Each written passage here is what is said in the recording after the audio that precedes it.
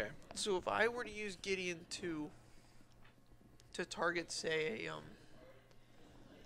a Dynavolt tower, and then I were to play a creature after that, the Dynavolt tower could not deal damage. Well, it could target my creature and everything, but the damage it would deal is prevented. Correct. Additionally, on their next turn, they could not target me with the Dynavolt tower trying to deal me damage.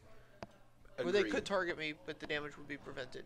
Right. So, it lasts for, a whole turn cycle. Very good. All right. So then you can also zero him. So neither add nor remove loyalty, and until end of turn he becomes a 4/4 human soldier creature with indestructible that's still a planeswalker. Prevent all damage that would be dealt to him this turn. So you get a 4/4, which is slightly smaller than a 5/5 that you get out of the Ally of Zendikar. Correct. And then he has a third ability that if you zero him, you get an emblem. For 0, right? Emblem. As long as you control a Gideon planeswalker, you can't lose the game, and your opponents can't win the game. So... Wow. Okay. So here's the thing. The bar for 4/4s attacking on turn 4 is like... used to be very high. In the last standard, the last 4/4 I remember for 3 was Anafenza. Yeah. That card was like super good. Had a relevant ability. Had a relevant ability, but you also had to have 3 specific types of mana. Correct. To cast that card. Much more difficult to cast. Wow. So there's a lot to unpack with this card. So first of all, I'm just saying on pure power, on where cards are in their power level in standard, this card is way above the curve. Is my point. Like I had to go back, sets that aren't even in standard to get to a 4/4 for 3. And that's what he is. Disagree. Okay.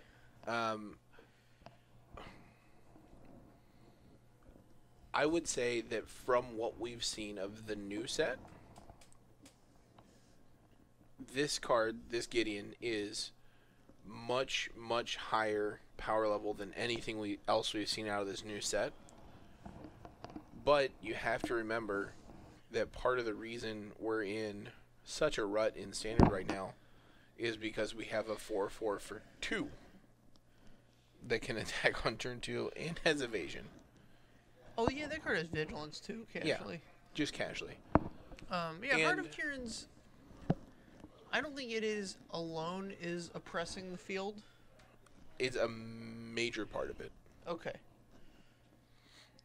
I think the 4-mana Gideon, Ally of Zendikar, is a much bigger part of it. I would agree that it is a large part of it, but I think that the reason that's such a bigger part of it now is because multiple fatal pushes here. The reason that's such a big part of it now is because of how it plays with Heart of Kiran and the rest of that deck. Okay. I think he was keeping standard down before Heart of Kiran was ever printed. He's been keeping standard down since he entered standard.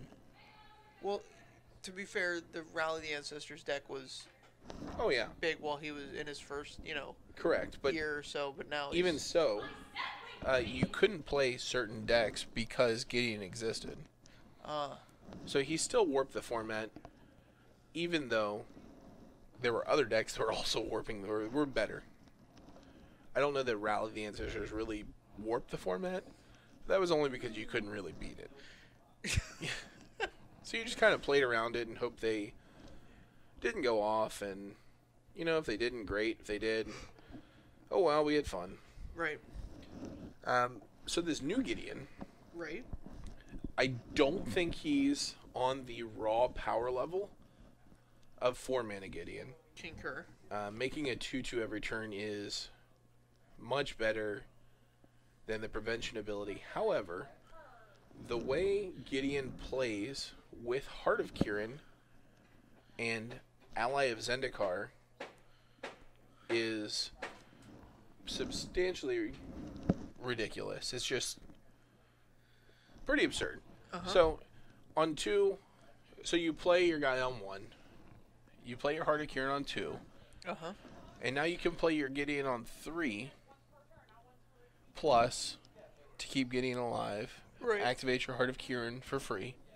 Remove a loyalty counter for Gideon. It's not free, but... And then you get to get in there for, 7 on turn 3. Your turn 4 is a nice one. Yeah, so turn 4 you get to make a 4/4 indestructible, a 4/4 flying vigilance, and get in there for 11 on turn 4. Oh no, screw that. I was going to plus the little Gideon. Yeah. Have it crew the heart, play my new Gideon, have it make an ally, and then attack with my heart for a much more defensive play. Or you can have it crew the heart and then make an emblem and then play your new Gideon. Yeah, so you don't really need you don't need to play defensive when you're dealing like chunks of 8 damage at least. Yeah, huge chunks of damage. Huge swaths. So the issue that I have with this card is how it fits into the existing metagame, and the fact that it is heads and shoulders better than anything else that we've seen from this set so far. Concur. I really want them to reprint Hero's Downfall. I think that card is a great outlet card to you can push your planeswalkers a little bit more when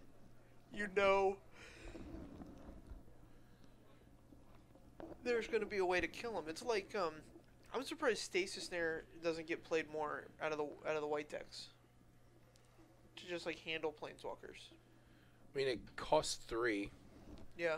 It's heavy and white, and the white deck is Mardu, and you don't want to go too heavy on white there. Spread out, yeah. Plus, Unlicensed Disintegration is arguably better against planeswalkers. Right. And you're already attacking for huge chunks. Right.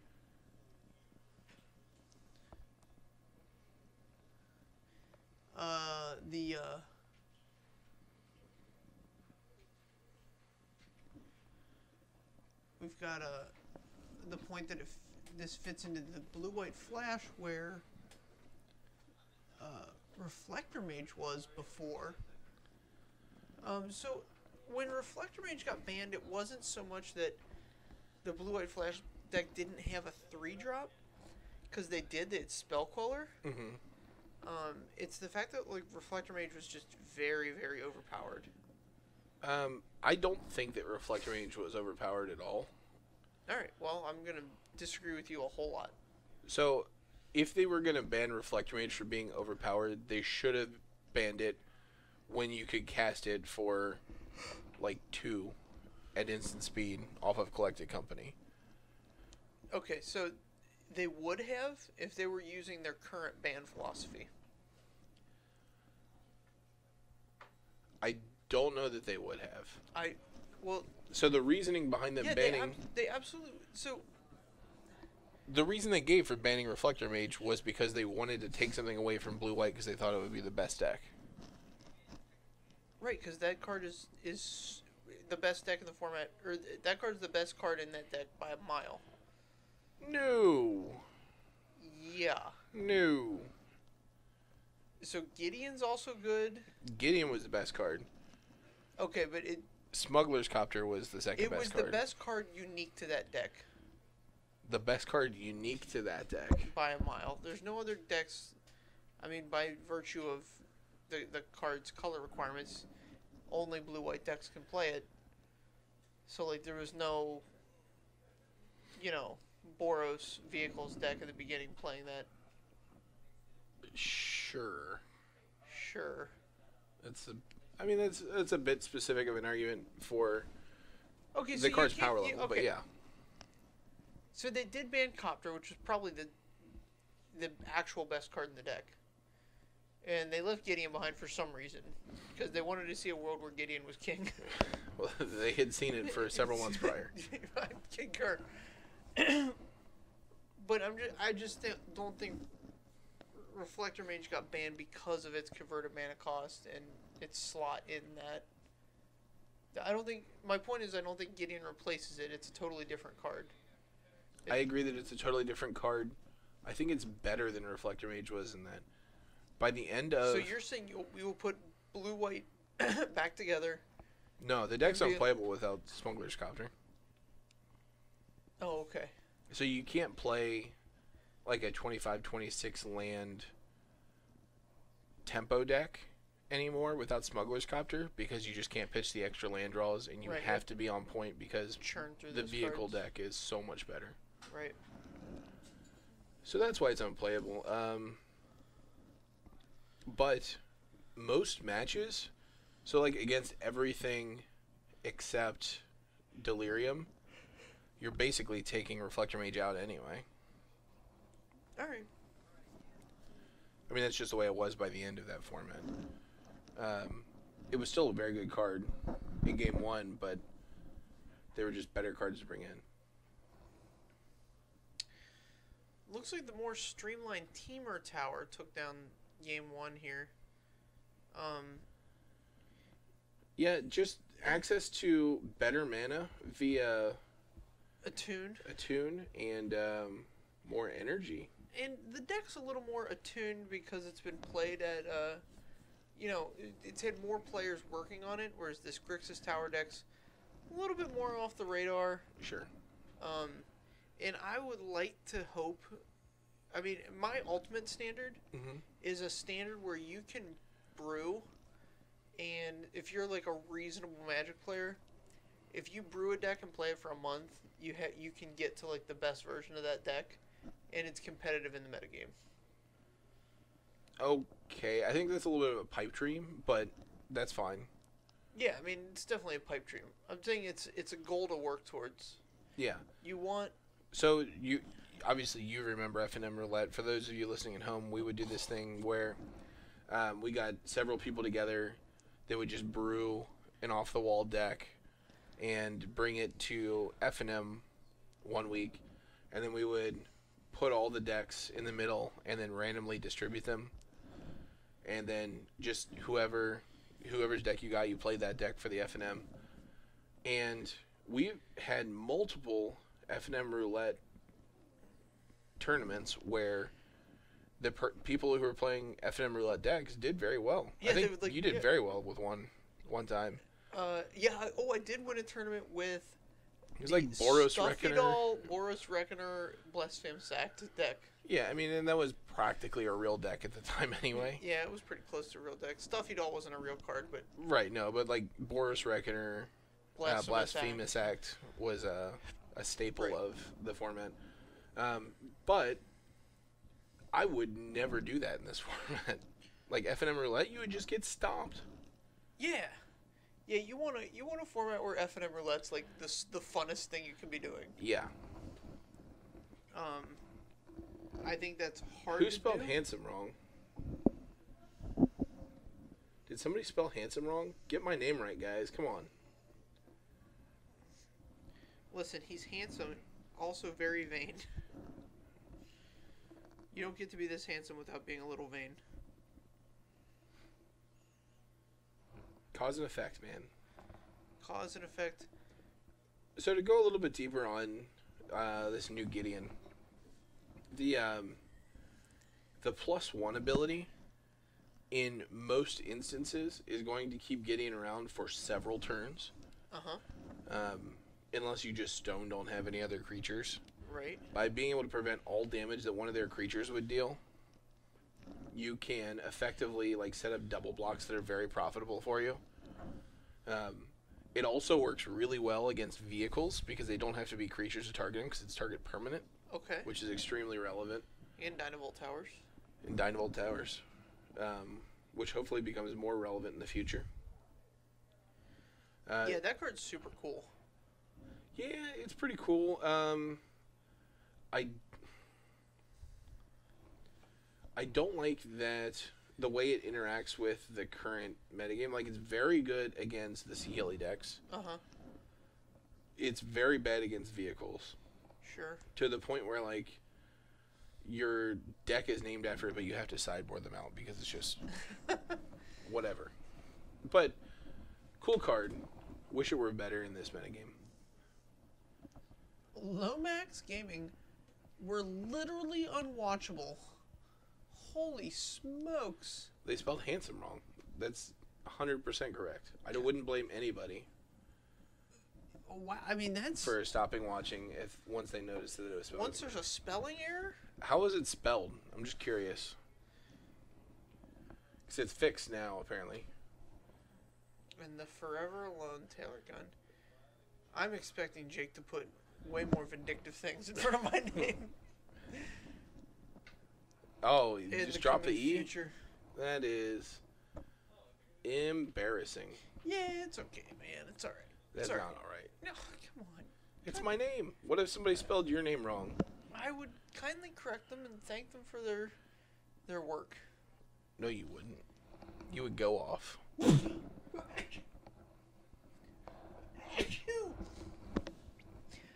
Like, what if somebody sat there counting combat damage when they had you dead on board? Would you kindly thank them, or would you go off? You know the answer to this question. You're just asking me to plead the fifth. My point is, if they spelled your name wrong, you would not be happy about it. Here's... You ready? You ready to go deep on this? Oh God, do I want to go deep on this? I'm gonna go deeper on Gideon. Deeper on Gideon. Okay, I wasn't willing to go deeper into your, like, mental state. Oh no, we're not gonna go anywhere near that. Good. All right, you ready? I am so ready. My loins are girded. The more I think about Gideon, the more I think he might be modern playable. You're going extremely deep, and we see a Sphinx of the Last Word here. Is that what that card is? Is that card uncounterable? Uncountable. Is it gonna race faster than the Fever Visions? Looks like it. Is it hexproof? Hexproof.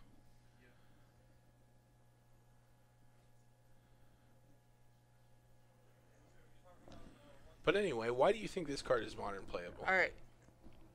I'm imagining it in a deck. In a world. In a world. I'm imagining it in like these. So you've seen these Abzan lists that are just like, I'm gonna play all these guys that like have abilities and like interact well, and like attack, but I also have this like backdoor into like an infinite life or. Sure, like an Abzan Coco. Yeah, like an Abzan Coco. First and foremost, can we agree that it's not going to spawn a new archetype? Sure. Okay, go on. Sorry. I think he's like a great fit into one of those lists. It's like so. As like this whole other. Give it to me. Give me the reason. Okay, so he does what the deck's trying to do. He's a big guy that attacks, right? That you can't find off of Coco, or whatever the other one is. Aether Vial? No. The green X spell. Oh, Chord of Calling? Yeah, Coord. The Coord. Yeah, you can't find it off of Coco or the Coord. A nice, cool Coord. Okay, so that doesn't matter because it's not a card that interacts with your other creatures. He's part of the beatdown plan with like him and Siege Rhinos and how many are you playing? Like 2 or 3. And what it does is it creates this other axis that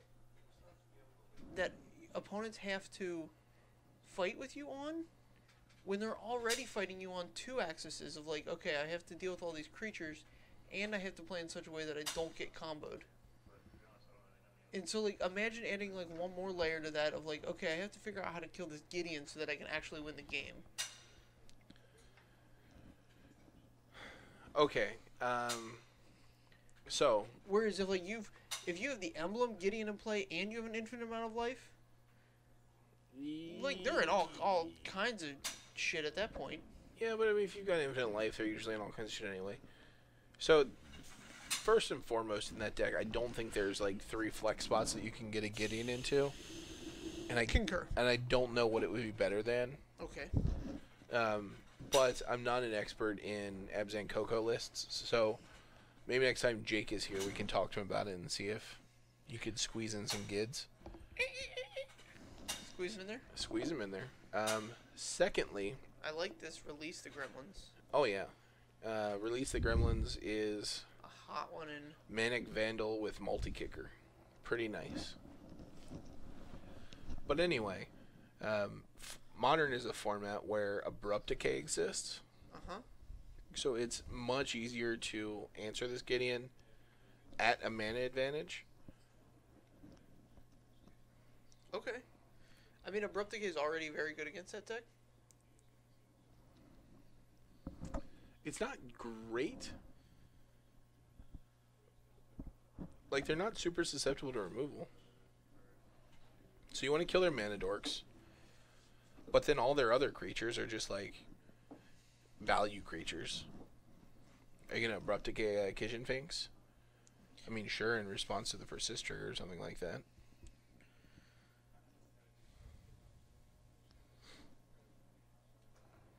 Alright. So I don't think it's insane there. Where I do think it may shine is in, like, these fringe Sun Titan Solar Flare lists. Yeah. Where you can just get real funky with it. You just keep bringing them back. Yeah, you just keep bringing them back. So you've got, like, this 4/4 indestructible that when they do deal with it, you just bring it on back. Bring it on back. So, like, turn 1, you just emblem because you don't care if they kill it. Mm-hmm. And then you swing in, or you might want to +1 at once so they can't just bolt it, I guess. Yeah. I guess that's a reasonable thing.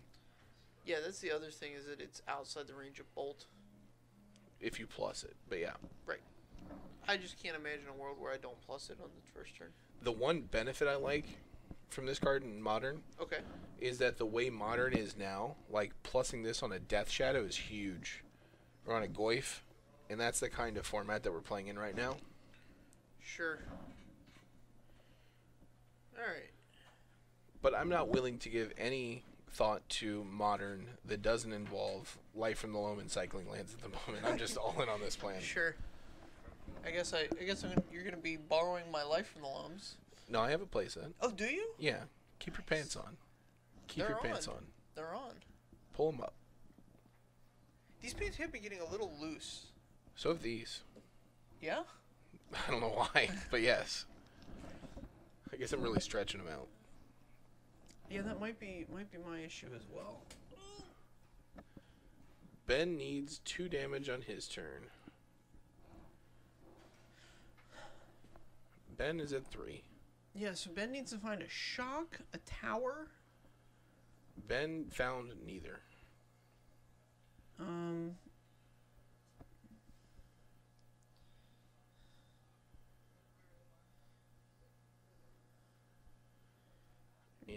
Anticipate. So is Justin just going to win this? He's going to have the last word, that's for sure. That is faux show. So he's going to anticipate here. He's got a Glimmer in hand.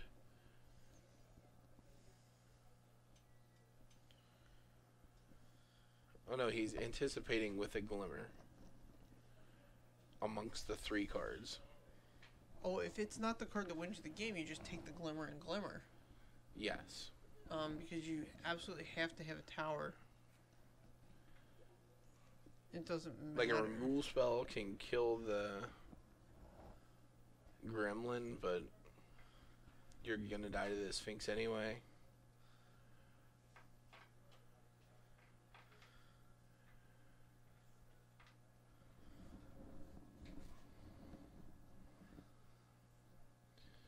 Those cards don't go in the graveyard. They go in the bottom of the library, but it doesn't matter because we're at the end of the game here. But you know what? This is standard. Standard is the Wild West. Yeah, I would also like blue-black control to be a real thing. I would like to have more than 2 decks in a format. That'd be awesome. Oh, yeah? I would. Alright, so we've got the Scry 2 to the bottom, draw 2. Nothing.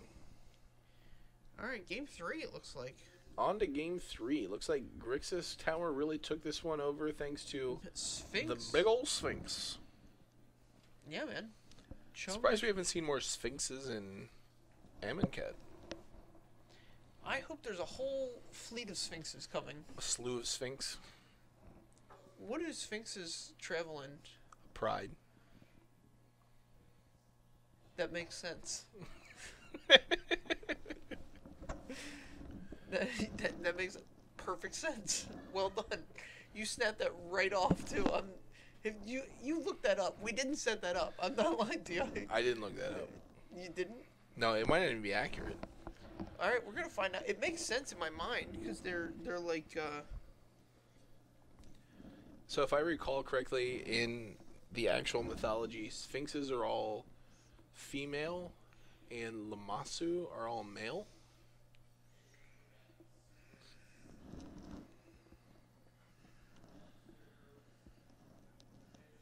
But I don't know that they actually came up with groupings for mythical beasts.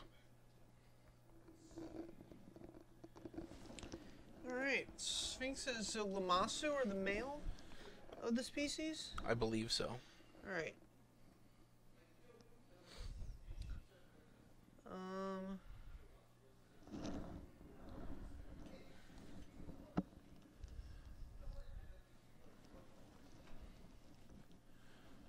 So fetid pools and the cycling lands in general are great for control because you definitely don't want to miss your land drops, but in a format with a very aggressive deck that curves out quite frequently, you need to have action on every turn as well. So it helps you cycle through land heavy draws.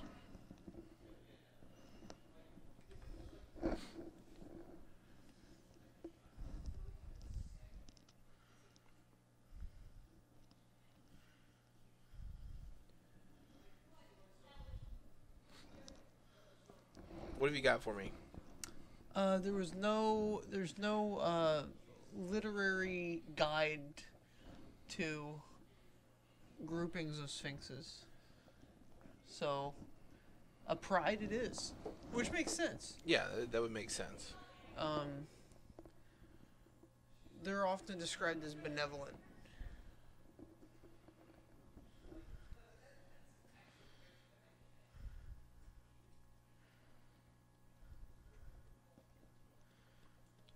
Well, Matthew Meneer, let me tell you about a time when the lands came into play tapped, only added one type of mana, and cycled for 2, and we played them anyway. Yes. Because they were amazing. They were fantastic. I think you greatly underestimate the value of cycling. Let me tell you about a time when the lands came into play tapped, and they just were able to produce 2 different kinds of mana, and we played the hell out of them. Yeah. Let me also tell you about another standard where I wanted to play a blue-green deck. Literally, the only land I could play was Yavimaya Coast, and I played 2 City of Brass. Oh yeah. To improve my mana in the deck. Let me tell you about a time. Let me tell you about a time when the only mana fixing that we had was a land that produced allied colors, came into play tapped, and didn't untap when you tapped it for mana.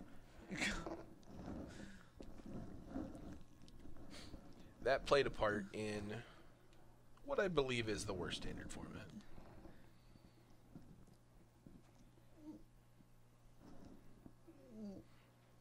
Let me tell you about a time when... Tell me a time. When a legitimate standard endgame was to cast Capsize twice at the end of every opponent's turn. Yeah, I mean that's that was the thing that people were doing.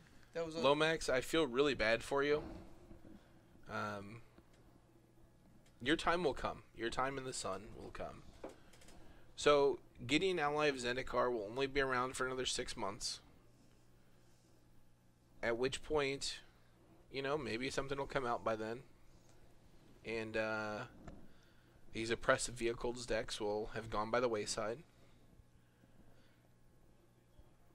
Yeah, here's what I wish Lomax would do. Here's what I want you to do. I want you to get on Twitter or get on Morrow's blog, Blogatog, and tell them that you want the old rotation back. Yeah. Because we could be living in a world with no Gideon right now. Yeah, and we should be living in a world with no Gideon right now. It would be awesome. We could Mardu vehicles with no Gideon would be so much more manageable. Yeah. It would be so good. Yeah. We could still have Smuggler's Copter. Like, they probably would have still banned the Smuggler's Copter, unfortunately. I would have let you take my Gideon if I could play a deck with Smuggler's Copter, Heart of Kiran. Oh, but still my heart. It would have been so nice. Yeah, Garruk was also my favorite Spirit Chiller. He's my favorite walker. Well, my second favorite. The 4-mana one? And just Garruk is like a planeswalker guy. guy. The character? Yeah. Sure. What's your first favorite one? Nicobolus. Okay. He's my dude. He's your dude? Me and Nicol go way back. I've been casting him since he was an Elder Dragon. God, who's my favorite planeswalker? I really like many of the different versions of Ajani. Yeah, you seem like an Ajani kind of guy. Yeah. Elspeth's also very... Yeah, you're really whitewashing your planeswalkers there, buddy. I'd say my favorite non-white planeswalker. I have favorite planeswalkers that aren't white. I'm just saying, like, my two favorite planeswalkers represented 4 colors. Yours are... Only because you picked the only 3-color planeswalker. Yours are pretty suspect. None of your colors were white. None of them. No, I'm down with the patriarchy. No, my favorite... I really liked playing with Domri Raid. Young Domri? Yeah, like, I really liked playing with that card. I really didn't like playing with that card. And I really liked playing against it because my opponents always whiffed. And I also always whiffed. Just everybody whiffed all the time. Everybody whiffed 100% of the time on Domri. Everybody just underestimated the number of creatures you had to play. And realistically, the creatures weren't there. Like, creature quality in that format was pretty low. Sure. So this is interesting. We're on a very different axis this game. We're on, like, Whirler Virtuoso and Unlicensed Disintegration with this thing in the ice. Yeah, we're fighting over this thing. Yeah. Tower showing up. We're going to figure out how we're going to pay for it. It'll get paid for. There we go.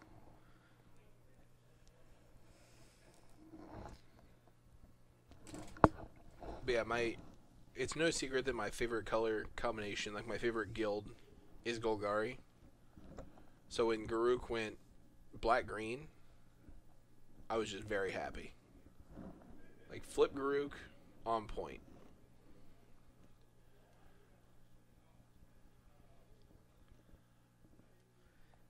Yeah, we're on your consensus here, Senacious. The new Gideon is absolutely unreal. So I'm not that far. I think he's very, very strong in comparison to the rest of the cards in Amonkhet that we've seen. Yes, I think he's. I don't know that he's playable in this standard environment. I would think so. Like, I think he slots into Mardu vehicles, but I think it's worth testing because the more modern versions of Mardu vehicles run Gideons and Chandras, so they want to go big. Let's see what the pre-sale on him is.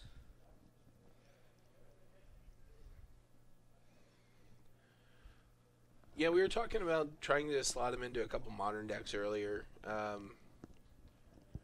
And that's just a tall order. Oh gosh. What do you think the pre-sale on Gideon of the Trials is? 40. 50. Reasonable. Hey, I know we're playing in that team tournament. You want me to play Mardu vehicles in it? The weekend this set comes out? Yeah, just drop a couple hundo. Not spending $200 on just drop a couple hundies.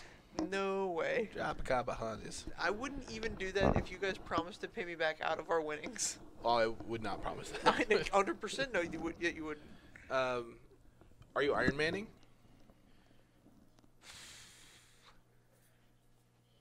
Maybe. Come on are over. you gonna Iron Man? I'm gonna Iron Man 100%. Oh gosh. So the weekend after the pre-release is Richmond.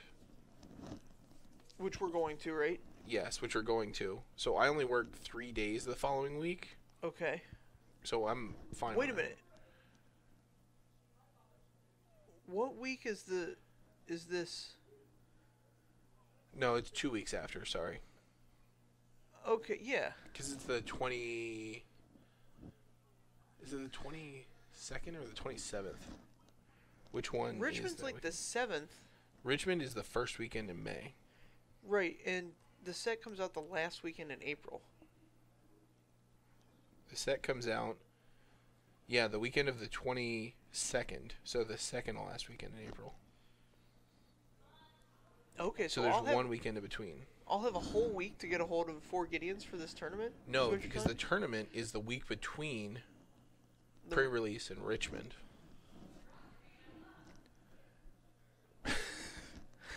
I just gave him the Leo DiCaprio meme look. So 22nd, 23rd is pre-release. Okay. The 29th and 30th is the team tourney. Okay. And then the 4th, 5th, and 6th is GP Richmond. So the set's unavailable for this team tourney. Oh, it's available. It's legal. I can play it at the team tourney? Absolutely. It's the first week that it becomes available. Okay. All right, check. Check. Check. Well, we got a flipped thing. Yeah, we got a flip thing versus a Dragon Master Outcast. This Dragon Master needs to do some work if he's going to race a thing, that's for sure. Yep. Concur.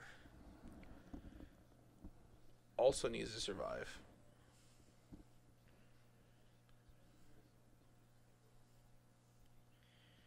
Alright, 3 mana.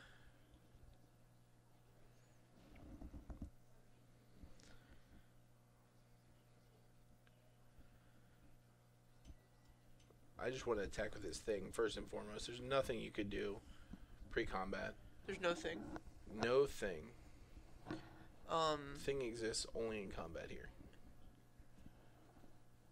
Yeah, so putting that Gideon into that deck is probably, I might be able to get a hold of 2. We might be able to, I'll probably even borrow 4. Yeah, you'll have 4. If I'm gonna Iron Man and you're gonna Iron Man, Brandon, Gary. Yeah, we'll figure it out. Come up with 4 of the I'm not opening any of the prize packs, and neither are you, because we have to practice this draft format. Oh, jeez, you're right. We have to practice the sealed deck. The draft, not the sealed deck. The draft? Yes. I'm on mono draft practice. It's a foregone conclusion that I'll be there in day 2. Oh, sure. I just need to get ready. Right. Yeah, I guess building sealed decks, once you can do one, you can do them all, right? Not really, but I feel like the first weekend of a format, it's a little bit easier.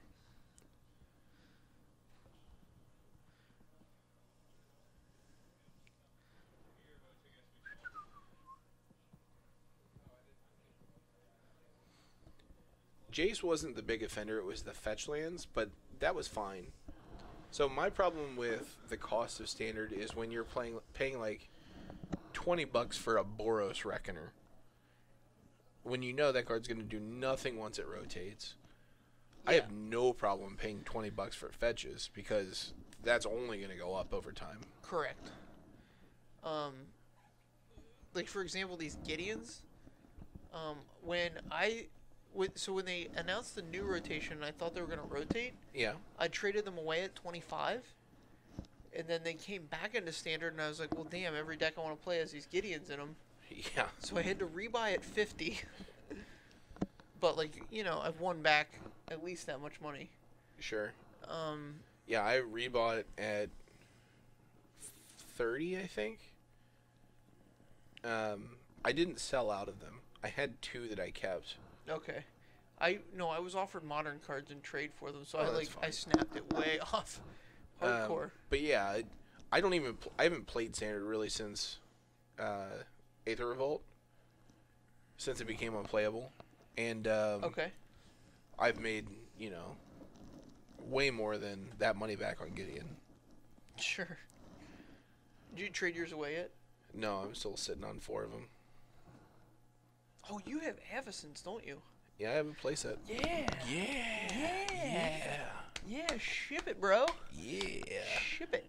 Yeah. Ship it. That's why you keep your friends around. Alright, here's a Torrential Gearhulk. Let's see if that's going to get... Oh, no, I don't allow that. Control isn't even a thing left in Standard. So these decks are sweet, and a lot of people are playing them here, but that's because people are just tired of playing Marty Vehicles.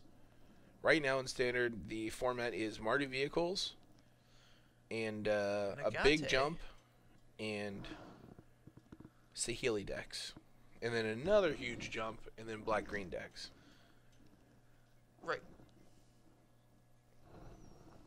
We had 14 people for the Standard. Normally we get a lot more, but, Standard being what it is, I don't think anybody's playing Marty Vehicles. Just because everybody's tired of it. Right. I bet. So this Gearhulk results bringing back unlicensed integration for the win. Oh yeah, this seems mighty good. Because the Torrential Gearhulk is an artifact creature. So it gets the 3 damage, and then the Sphinx comes in for 5. Yup. Ben's just gonna make sure the board is a real thing. Don't sugarcoat it, Meneer.